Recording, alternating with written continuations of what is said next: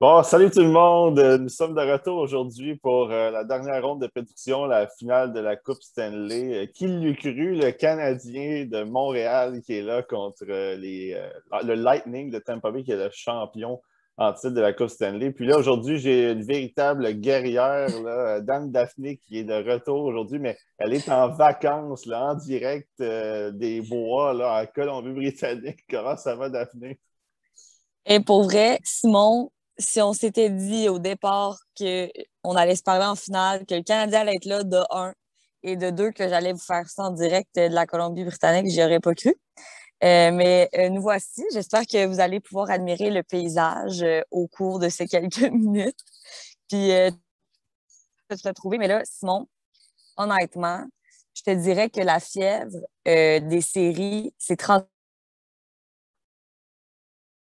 parce qu'il y a beaucoup de Québécois qui vivent sur l'île de Vancouver. Donc, quand je vais à la plage pour surfer, je vois, c'est pas rare que je vois de un des drapeaux du Canadien après les voitures ici, mais aussi des casquettes, Ouais. des chandails. Honnêtement, et c'est pas juste des Québécois. Il y avait des anglophones aussi qui portaient des casquettes du Canadien. Ça y est, hein, we made it. Le Canadien est en train de créer la surprise puis de s'imprégner un peu partout au Canada. Là. C'est pas rien. Pas rien, là, depuis 93 que c'est pas arrivé. DJ Khaled, le We Global, là, le Canadien. Là. Effectivement.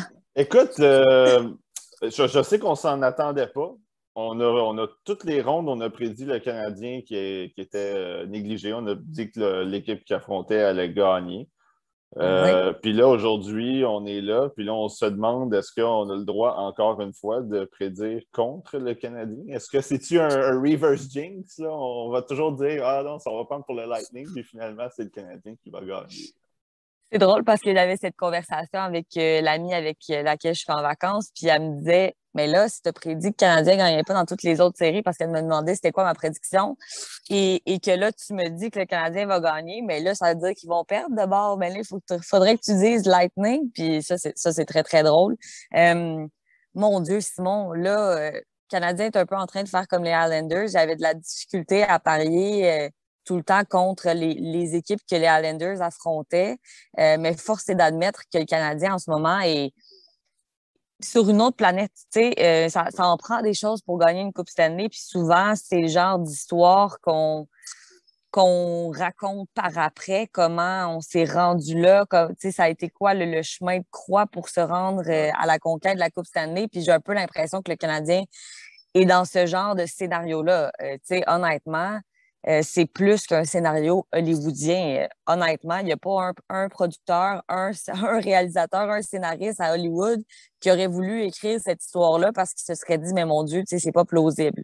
Et ce que j'aime, c'est que c'est une équipe qui n'a pas, ils ont, ils n'ont pas arrêté de le dire, là, on n'a jamais perdu confiance en nos Mhm. moyens quand il aurait pu en maudit le faire, tu sais, contre les Maple Leafs de Toronto, le match 3 et 4, ça a été extrêmement décevant. Puis ils ont été capables de se relever de ça. Donc, je pense qu'en ce moment, le Canadien a le vent dans les voiles, a le momentum de son bord et a surtout un gardien de but qui, entre les deux oreilles, se sent vraiment prêt à gagner enfin cette Coupe Stanley-là. Tu sais, il l'a dit il y a quelques années, le temps presse. Et je pense que là, on sent que c'est l'occasion de le faire. Tu sais, dans la LNH moderne, tu sais, c'est pas toutes les années qu'on va se rendre en finale de la Coupe, là. Donc, je pense que cette attitude-là, peut-être, de Carey Price pourrait mener le Canadien bien loin. Mais d'un autre côté, le Lightning, Ah c'est oui, une sacrée machine de hockey, là. oui. C'est une équipe qui, on l'a vu encore une fois contre les Highlanders. Les Highlanders, c'est une équipe qui était très défensive, travaillait fort, essayait de jouer dans ses forces à elle, essayait de te faire causer des erreurs. Puis le Lightning, encore une fois, toujours capable de jouer de toutes les façons. Puis même quand c'était 2-2 en série, ils sont sortis forts, grosse victoire de 8-0. Puis là, ensuite de ça, bon, tout semblait bien aller, un 2-0 au match numéro 6. Puis là, tout s'est écroulé. Puis une petite erreur qui mène au but de Beauvillier. Mais tu vois à quel point ils ont du caractère, sont revenus. Match numéro 7, puis ils ont joué un match, tu sais, un match classique. On s'en va l'air d'un match de l'étranger, là, quand tu joues à l'étranger, puis que tu veux juste pas rien donner. puis ils ont marqué sur un but en désavantage numérique. Donc, moi, le Lightning, là, c'est une équipe qui... puis, on a beau dire, je voyais beaucoup de gens qui disaient, bon, les tricheurs encore, là, qui ont 16-17 millions par-dessus la masse salariale. Sauf que moi, bon, écoute, ils n'ont pas enfreint de règlement, mais moi, de la manière que je vois cette équipe-là, je me dis, encore une fois, ils peuvent gagner de toutes les façons, mais c'est dur de battre Vasilevski, qui est tout aussi bon que Price. C'est ça qui va être intéressant, là. Exact. Il n'y aura pas d'erreur là, de Fleury cette fois-là là, en troisième match. Vasilevski, c'est un gardien que il ne faut pas que tu y en donnes beaucoup, puis il est capable d'arrêter 40 lancers, puis il est capable d'en arrêter 16. Là. Fait que, il n'y a pas beaucoup de marge d'erreur pour le Canadien dans cette série-là. Oui, tu le dis, le Canadien a été opportuniste, que jamais vraiment été dans la saison régulière. Ce que je leur reprochais souvent a été opportuniste sur les erreurs des Golden Knights, et c'est ça qui leur a permis de se rendre en finale de la Coupe. Comme M. Georges nous dirait, c'est Noël, tabarnak. Ouais. Le Père Noël, les cadeaux fusent de partout. Monsieur Georges, si vous écoutez ça, on vous salue chaleureusement. Mais ça a été ça. Ça a été un cadeau du ciel. Fleury, qui s'est transformé en Père Noël à Montréal, a donné cette chance-là à Josh Anderson de créer l'égalité en fin de rencontre quand le Canadien avait disputé un match assez épouvantable. Merci. Ah oui. Et down the hill from there, le Canadien ne méritait pas de perdre le match suivant par la suite en prolongation. Exact. Les dieux du hockey se sont un peu chargés de retourner, le retour du balancier, parce que là, c'était vraiment clairement pas juste la dernière fois que le match précédent que le Canadien gagne, mais ça va être ça. Ouais. Ça va être de capitaliser, mais comment capitaliser contre une équipe comme le Lightning de Tampa Bay, ce sera difficile. C'est une machine de hockey tellement puissante. Ils ont une excellente défensive. Ils ont de gros canons offensifs. C'est une équipe qui est rodée au quart de tour, qui est très à l'aise aussi, je pense, dans les matchs difficiles parce que ça fait longtemps qu'ils se rendent très loin en série. Donc, ont cette expérience-là, ne sont pas prêts à paniquer dès qu'ils ont une défaite. Et c'est une équipe qui, un peu comme le Canadien, mise sur sa vitesse, mise sur son jeu défensif quand il sent que la soupe est chaude. Et tu as parlé des unités spéciales. Ça, c'est l'avantage numérique qui marche à fond de train. 37 qui est le deuxième meilleur avantage numérique de l'histoire des séries de la Ligue nationale. Et le Canadien qui possède le meilleur désavantage numérique de l'histoire de la Ligue nationale. Fait que ça, ce sera intéressant à regarder au niveau de cette bataille-là. Mais l'affaire, c'est que le Lightning est aussi excellent en désavantages numériques. T'sais, on l'a vu. 7e match contre les Islanders, un but qui a été inscrit en désavantage numérique. Fait que ça sera pas évident, là. Ça va être une série âprement disputée pour moi. Et c'est intéressant. Je te sors une statistique qui a été renoté par Martin Leclerc au 91-9 et je trouvais ça extrêmement intéressant.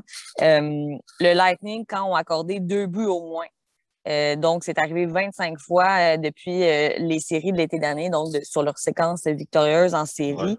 Ils ont une fiche de 23 victoires, 2 défaites. Sauf que le Canadien, quand il marque au moins un but en série, ne perd pas. Donc, ça va être pour le Canadien d'aller chercher ces 3 buts-là, ce qui est extrêmement difficile contre un gardien, comme tu le dis, comme Andrei Vasilevski, qui peut te sortir les gros arrêts. Ne marque pas contre Vasilevski qui veut.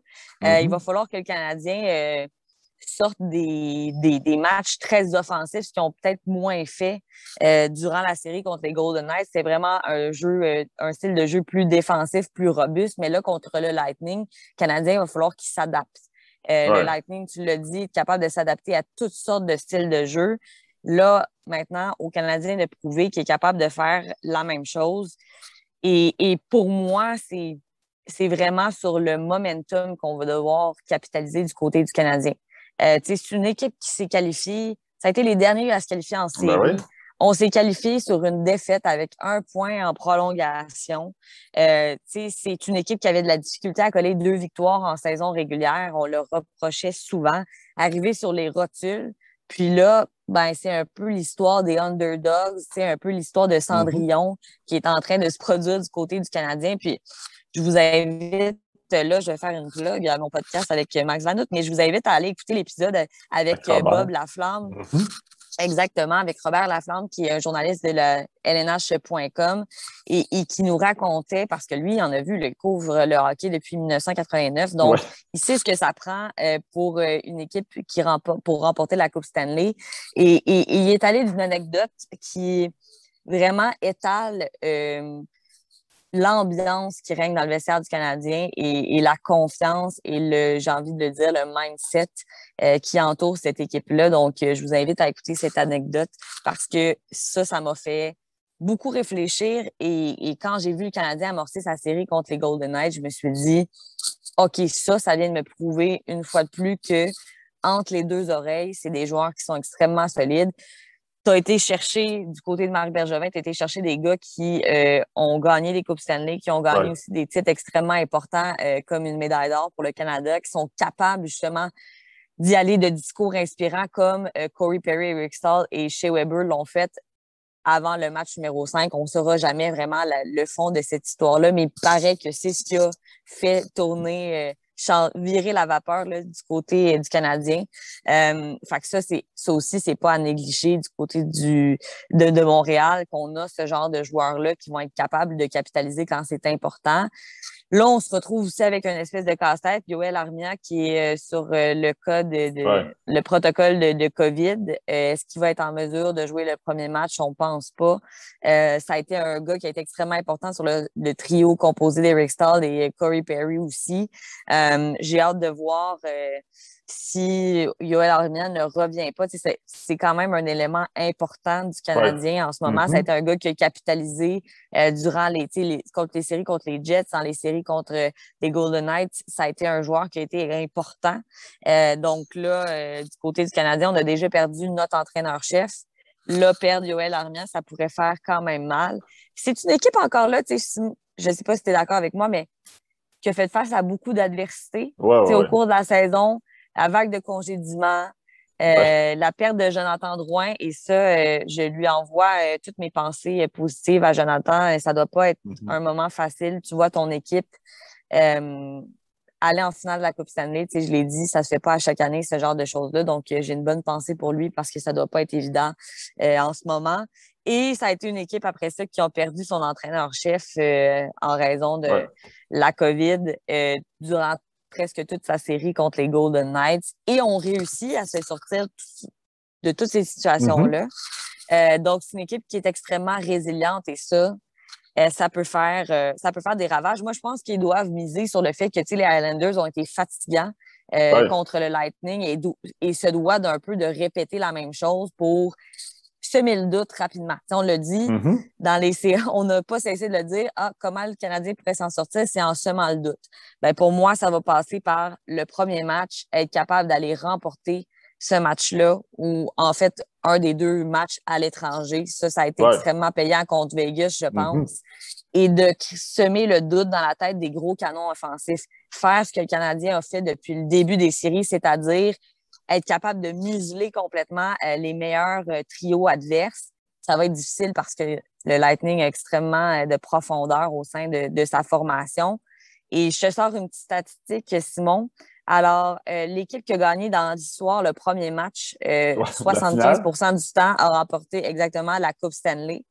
Mais lors des 3 dernières années, l'équipe qui a perdu le premier match, c'est l'équipe qui a remporté la Coupe Stanley. Donc, je pense que dans tous les cas, on va pouvoir se consoler, victoire ou Ouais. défaite. Les partisans pourront se rattacher à une ou l'autre des statistiques. Ouais, ouais.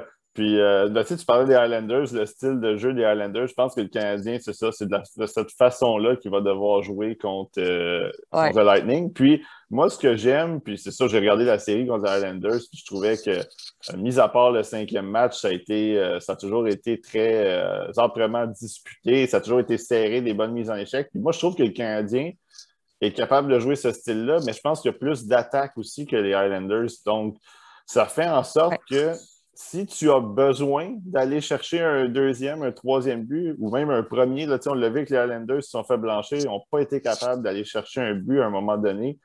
Je pense que le Canadien va peut-être être capable d'aller chercher ça, ce but-là.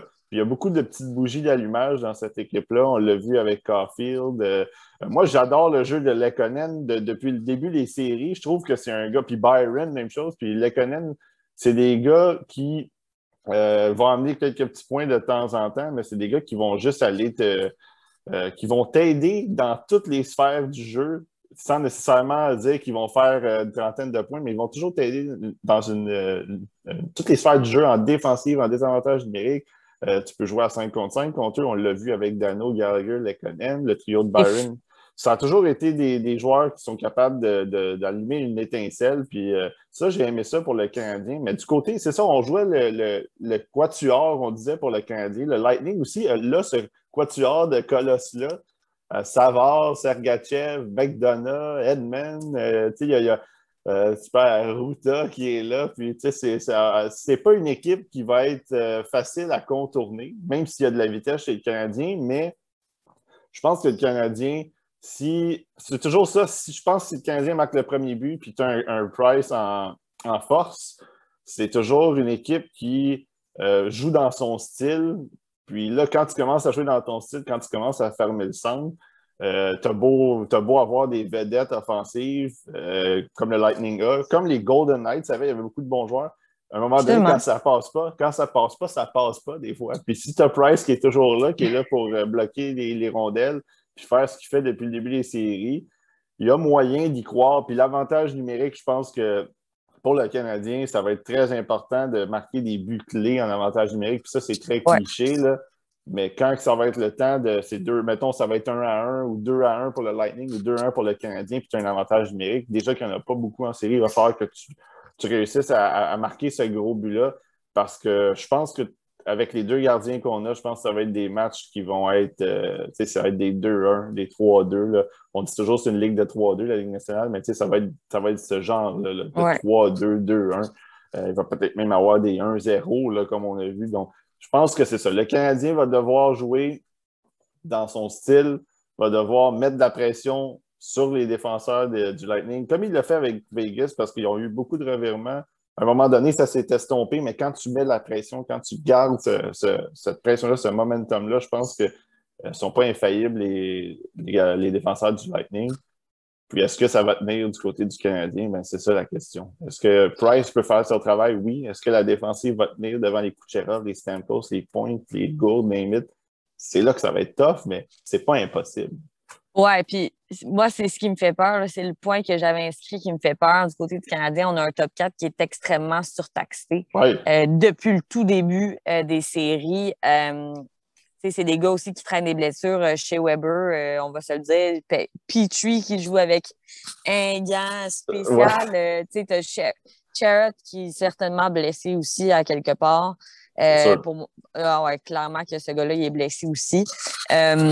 Donc, ça va être encore là un espèce de poids supplémentaire, mais ils le font très bien. Puis je pense qu'ils ont appris aussi à ne pas se surépuiser, là, comparativement le style de défensive qu'on jouait contre les Maple Leafs et le style de défensive qu'on a joué dans les 2 dernières séries. C'est justement un style de se dire, ben, il faut se garder des énergies parce que nos défenseurs, là, un Shea Weber qui joue plus de 25 minutes par match, c'est énorme. Ouais. C'est énorme pour un gars de son âge.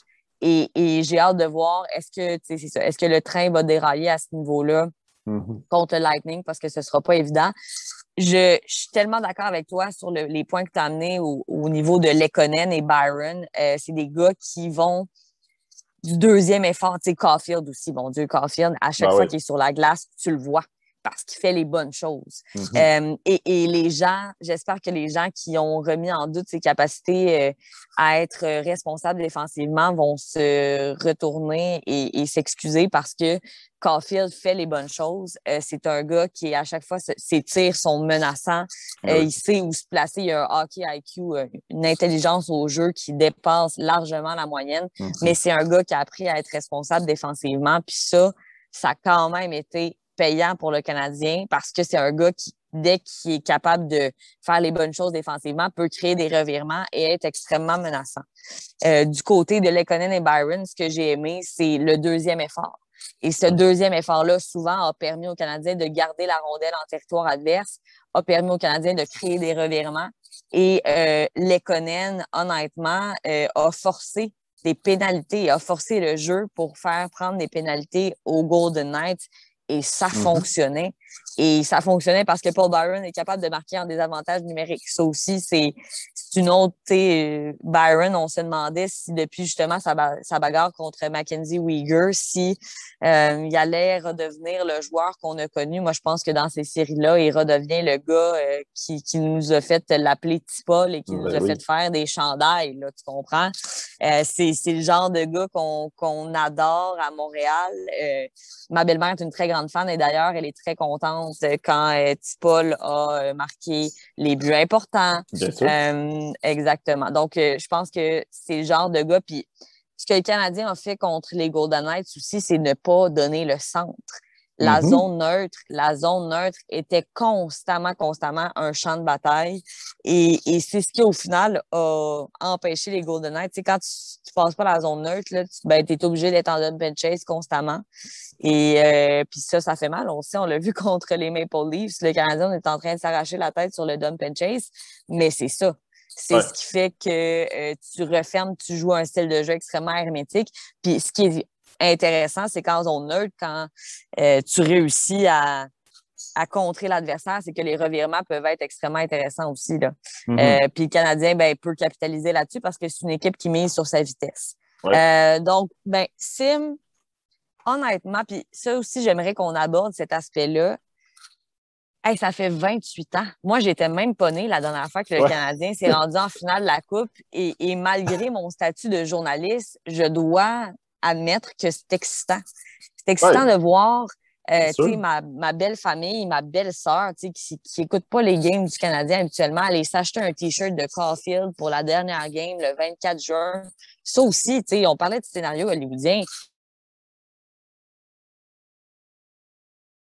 Et là, devant tes partisans, un 24 juin, que ça arrivera jamais dans l'histoire de la Ligue nationale, again, qu'on ait une Coupe Stanley, qu'on ait un match de la demi-finale de la Coupe Stanley qui se dispute à la Saint-Jean. Philippe Danault qui arrive avec sa pointe de pizza, qui en donne une au kid à côté et qui lance ce message « Bonne Saint-Jean, nous les Québécois, on est fiers, puis on va travailler fort, on va aller à gagner celle-là. » Tu sais, ça, Sim, Seigneur, ça me donne des frissons. Ça me donne envie de troquer mon poste de journaliste parfois pour pouvoir descendre dans les rues, moi aussi, avec mon chandail du Canadien. C'est excitant, on va se le dire, c'est excitant. C'est excitant. Pour nous, les jeunes journalistes aussi qui avons toujours caressé ce rêve-là de pouvoir couvrir une finale de la Coupe Stanley, mais que là, c'est avec le Canadien. Très honnêtement, je suis en vacances présentement et je ne pouvais pas rembourser ces dites vacances parce que elles étaient prévues plus tôt. La Colombie-Britannique a fermé ses frontières et on avait déjà reporté, donc on ne pouvait pas annuler et pas se faire rembourser. Et on va se le dire, Simon, avec le salaire que je gagne en tant que jeune journaliste, je ne pouvais pas me permettre, moi, dans la vie, de perdre 1 300 $ comme ça de mon billet d'avion et de mon Airbnb. Alors, me voilà en Colombie-Britannique, mais je te dirais que ça m'a fait un gros pincement au cœur. J'étais sur le ferry, moi, de justement Vancouver à Vancouver Island quand le Canadien a gagné. J'écoutais le match sur le deck du ferry. J'ai crié extrêmement fort, seule, devant tout le monde. Personne ne comprenait pourquoi je criais, mais c'est que, tu sais, malgré mon impartialité journalistique, c'est que c'est beau de voir ça, en fait, pour les gens. Puis surtout après une année pandémique, où est-ce qu'on a été divisé sur tellement de sujets, de voir que les gens se rassemblent autour d'une seule et même équipe, d'un seul et même sujet, qu'on a tous le même sujet de conversation. J'avais un souper de famille extérieure, limité avec la famille de mon copain juste avant de partir, puis tout le monde me parlait du Canadien, on ne parlait pas que de ça, mais les gens nous abordent, les gens ont envie de parler de hockey, même si dans la vie, en général, ils n'en parlent pas. Mon petit frère qui avait arrêté d'écouter le Canadien depuis plusieurs années reprend le goût, va chez des amis pour l'écouter sur la terrasse. Les gens qui se font des setups incroyables à l'extérieur. C'est un beau moment. Ça m'a fait vraiment, vraiment un gros pincement au cœur de ne pas pouvoir être à Montréal, de ne pas pouvoir sentir cette énergie-là, de ne pas pouvoir vivre ce pan d'histoire-là.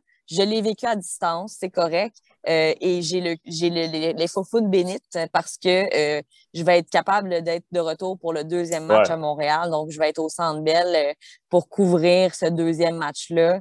Mais c'est quelque chose. Je sais pas si toi, tu le ressens. Moi, c'est ça. J'étais pas imponée en 93. Donc, je peux dire que officiellement, c'est la première fois de mon vivant que le Canadien se rend en finale. Et ça, c'est pas rien, là. Ouais, ben c'est ça. Moi, je l'ai vécu en 93 beaucoup moins intensément que là, évidemment. Parce que moi, je suis né en 86, donc j'avais 6 ans et demi, bientôt 7. Moi, dans ma famille, de côté de ma mère, c'est des fans des Nordiques, mes deux oncles. Moi, mon père, c'était un fan du Canadien. Ma grand-mère, c'était une fan du Canadien. Donc, j'ai vu un peu ça des deux côtés. J'ai pas vu tous les matchs jusqu'à la première partie contre les Nordiques avec le but en prolongation de Scott Young jusqu'à la dernière victoire du Canadien avec les 2 buts de Paul Di Pietro. Il y en a quelques-uns là-dedans que j'ai manqué, évidemment, en tant que jeune enfant.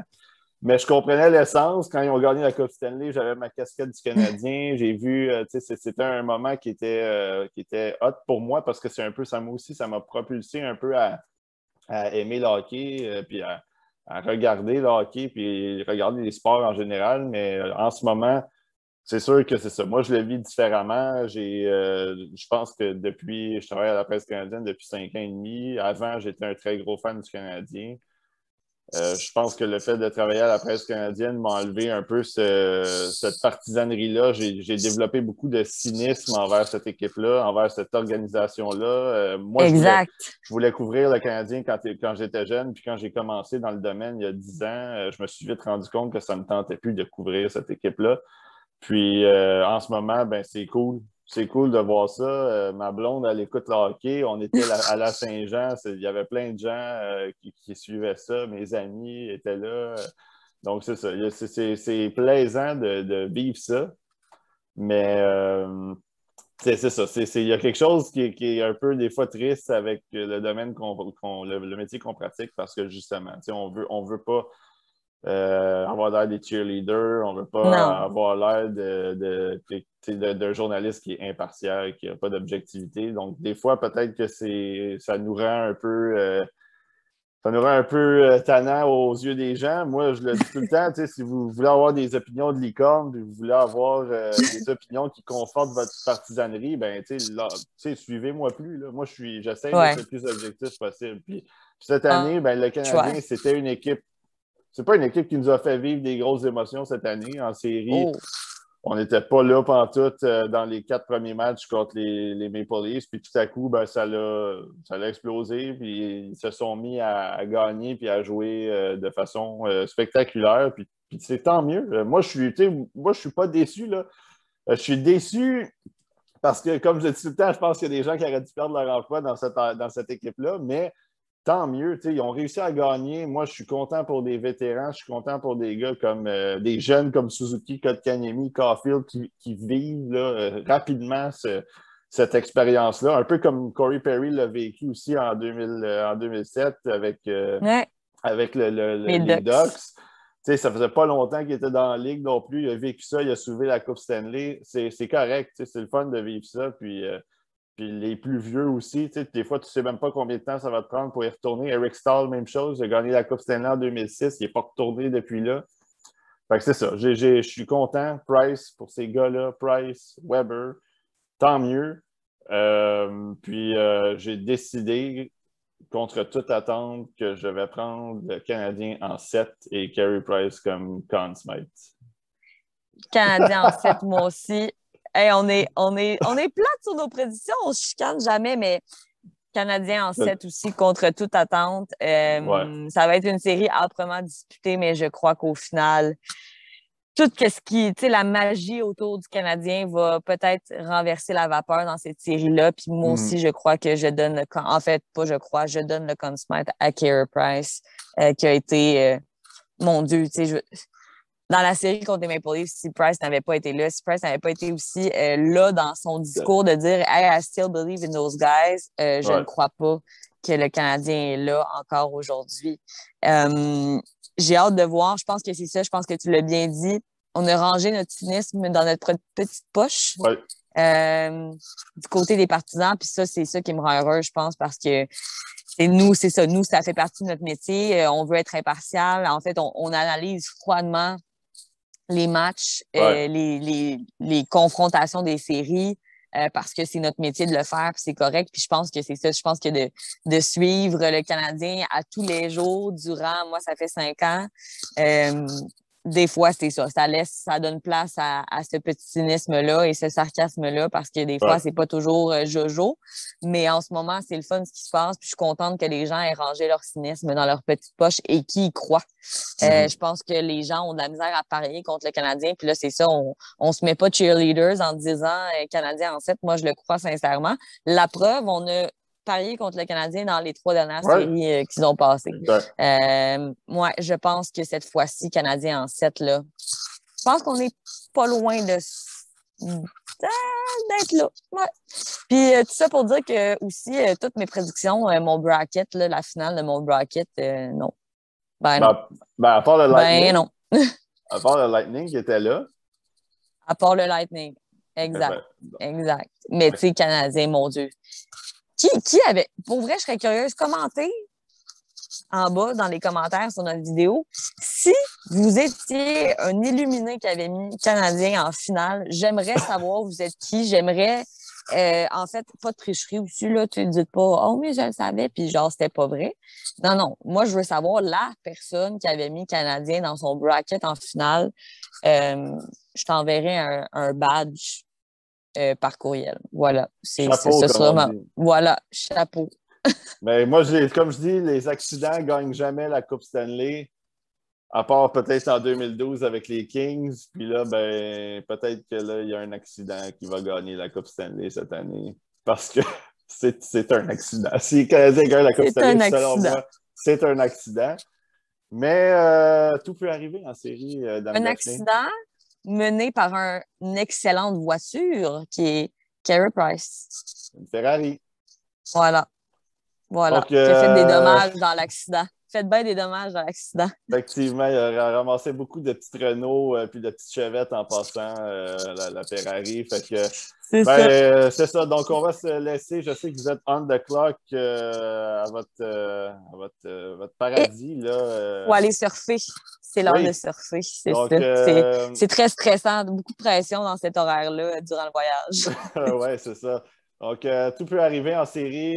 Puis, on va espérer que tout arrive pour le Canadien finalement, puis qu'on ait de l'air des. En tout cas, moi, je le dis souvent, donc genre de l'air d'un épais, puis c'est correct, ça ne sera pas la première fois. Donc, merci d'être une vraie guerrière, là, Dame Daphné, d'être venue faire ça pour moi, puis pour les gens qui vont regarder.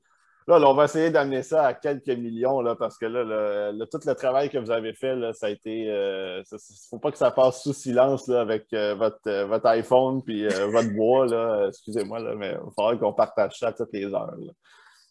Honnêtement, ben pour vrai, j'aimerais ça. Tu sais, si je peux donner un petit brin de paradis à nos chaleureux auditeurs, spectateurs, en tout cas, on dirait que je suis C'est mal beau. cadrée dans le très beau, très, très Mm. pittoresque. Je vous le recommande chaudement, la Colombie-Britannique, c'est magnifique. Ben, Mais tout à fait. honnêtement, ça m'a fait vraiment plaisir, puis ça m'a vraiment fait plaisir de le faire ce matin avec toi, Sim. Tu sais, on n'aurait pas manqué la finale pour rien au monde, surtout que c'était le Canadien qui allait être là. Je me serais senti bien mal de ne pas le faire. Fait que ça me fait vraiment plaisir. Puis j'espère que les gens vont avoir apprécié Bien ces sûr. petites vidéos et vont apprécier aussi la finale, peu importe le résultat. Effectivement, donc sur ces belles paroles, ben, on se quitte jusqu'à une prochaine. Puis ben, on dit salut à tout le monde qui regarde. Ciao! Salut.